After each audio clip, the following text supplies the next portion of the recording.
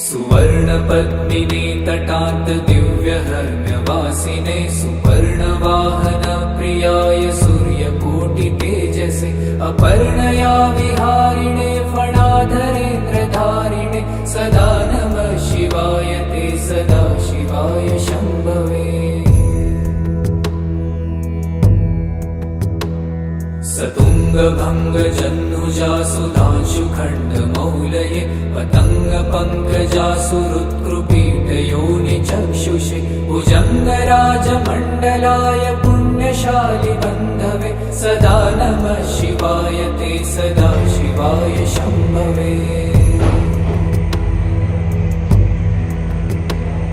चतुर्मुखाननारविन्दवेदगीतभूतये चतुर्भुजानुजा शरीरशोभमानमूर्तये चतुर्विधार्थका